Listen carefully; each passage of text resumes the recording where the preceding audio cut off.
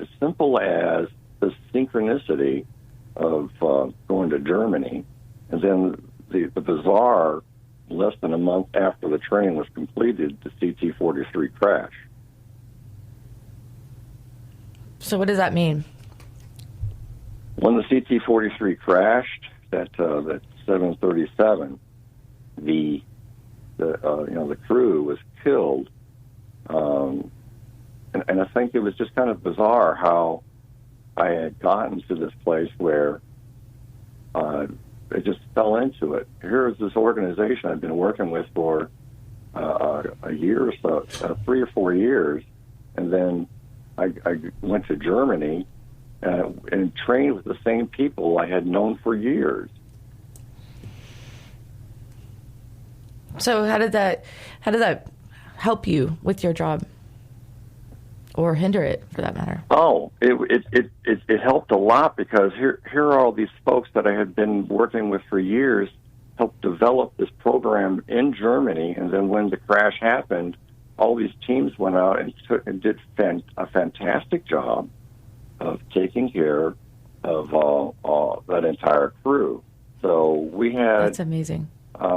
A major success in dealing with the early trauma of how that family was impacted. All those families were impacted.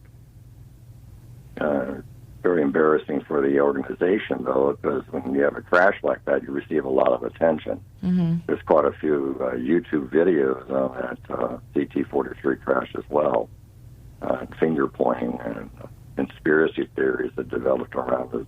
So it's just bizarre, but not uncommon. So it's kind of bittersweet, because you came out with something. Right. It took a hard thing to go through, but to come out with something great. Right. To help others. We're going to take our first break, and hang on, we're going to be back with Moments of Clarity in just a moment. Please stay tuned.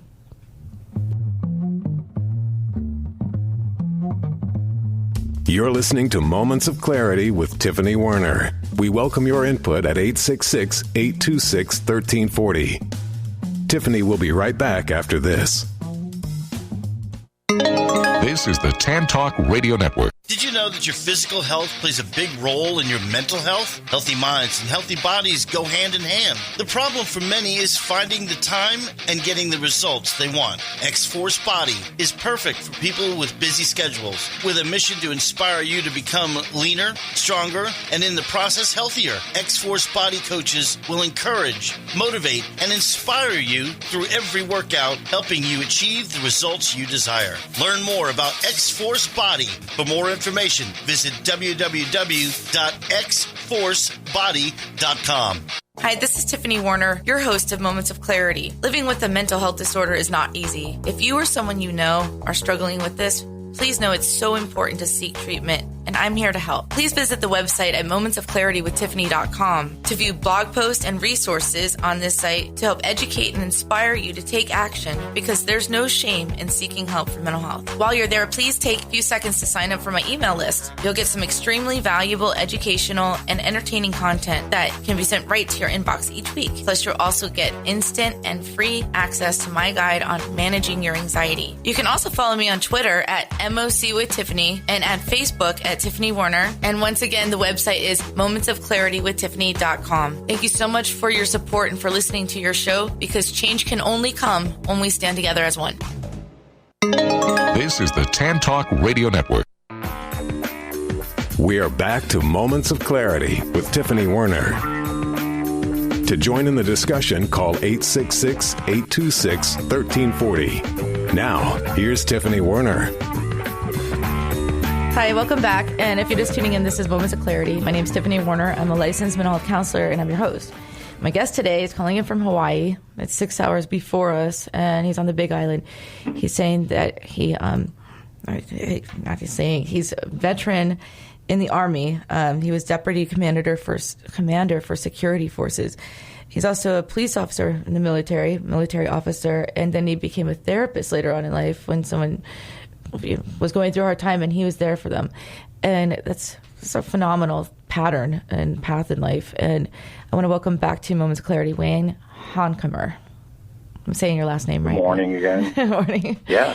So it's amazing, and I'm going to ask some questions, but just let me know if they're too personal. But did you have any friends in the military? There's a lot of veterans that commit suicide, and it's very it's one of those topics that it's just we really want to raise awareness on that and right. help prevent that, because it's happening every minute, every day. I think every 14 seconds somebody does, and veterans are on top of that list of there. What have you done anything to help the veterans? Oh my God, where do I even start? Let me see.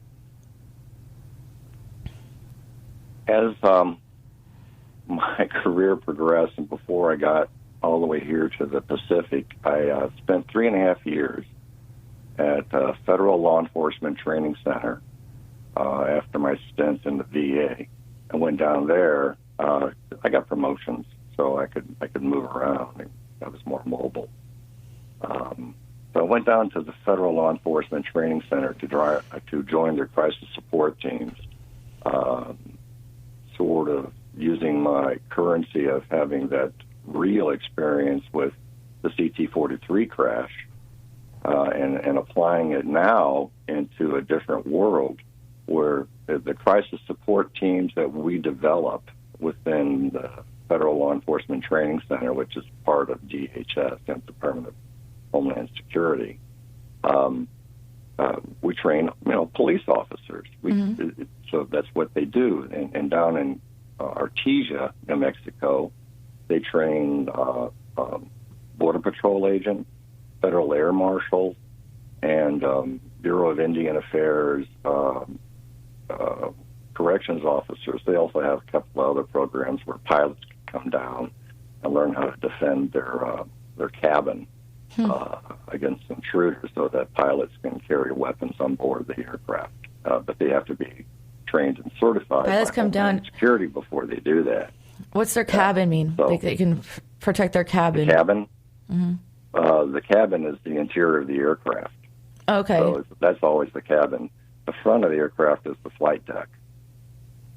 Kind of like Black Hawk Down.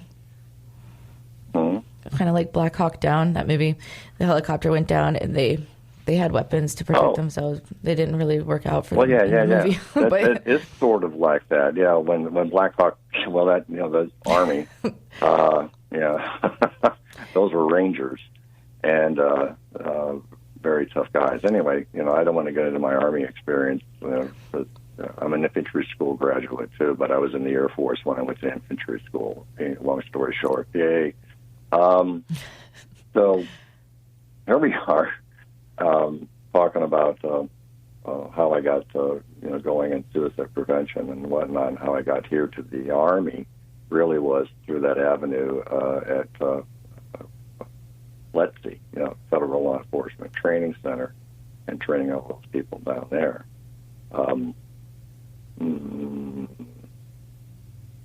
Okay, so that got me to here at least, because while I was. I guess this is a different moment of clarity, but for a long time when I worked for the VA, I'd already been involved with suicide prevention. I was on the board of directors and the vice president and whatnot for the longest time. And when I was still working for the VA there and on that board of directors, I dealt with a very critical population of combat vets that came in, and I would assess them for disorders. By and large, this was a facility that treated combat trauma, PTSD. And so that was my forte, is working on combat trauma, dealing with nightmares and developing a dream therapy.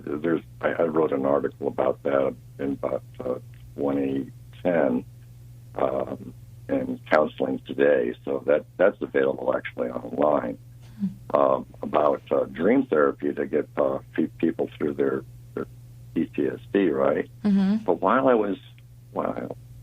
But this is a little hard. while I was at my job as a therapist in Colorado Springs in 2008, I had a patient that suicided.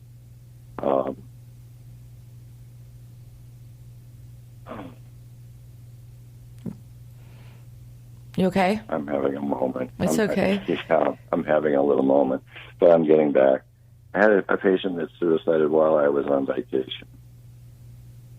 So that you were on vacation out of town, and then they committed suicide while you were a therapist? Yeah, actually, I was yeah, on that's never ship. easy. And I think at the time I was in England, London. And when I got back, he had an appointment, and I got a call that said that he wasn't going to make the appointment because he had died. And the next day, the word came to me that he had killed himself. And that was very difficult for me. Yeah, that would be for anyone. It's every therapist's worst nightmare. Yeah. So that, it is. It's not your fault. Considering I treated over 2,000 combat vets, having one die on my watch certainly wasn't easy, but it hit me pretty hard. And as I was recovering, the weird thing is, all of a sudden, I felt like I was under a microscope. And I think I was being second-guessed on what I was doing, but at that facility, I'd been the clinical lead for the longest time because I was the sharpest person doing the job. And now the confidence in some of the people around me have been eroded because I lost one person. Or did you just feel that way? We were saving. I felt like I was being micromanaged and watched too hard, and that wasn't helping me recover at all. No. So taking the job down in New Mexico was a way to rebuild me, and I was able to do a lot of writing. I wasn't overly busy. I was a trainer, and I helped a lot of people get through their time there. There's no doubt about that. I wrote and conducted classes for students so that their study skills would sharpen, and I taught them how to use their memory to the maximum advantage in testing and teaching them about circadian rhythms and other rhythms of the body to maximize their effectiveness in studying and in recall. So I taught them memory tricks and how memory actually works in order for them to benefit and incorporate a proper amount of rest every day and play in order to help encode better memory. And I have a lot of success stories, and it doesn't really matter. But the bridge was here, and this is why, Fletcher was important, and even losing a patient was important. I'm a suicide survivor. And my wife was I'd say she was a passive suicide. She did things that caused her death. And so that's kind of different. It wasn't ugly and, bloody. But self-destructive behavior? She was an addict. She suffered a lot of addiction problems, and I carried that secret for a long time. And I don't do that anymore. It's not healthy. She's just a flat-out addict. She was an alcoholic, and then she kind of switched over to taking pills because they were easier to conceal, and it killed her. So, yeah. And you're a survivor of suicide as well? Well, I'm a survivor of two ways. My cousin's death was very suspicious way back in 1977, but, it doesn't have the same impact when things get muddy and people don't really talk about it. So that was an odd one. At one time I was told he was a suicide, then the people retracted those statements, and I'm going like, you're confusing me. Was it or wasn't it? My brother Kurt says, yeah, it was. So, and then I look at it.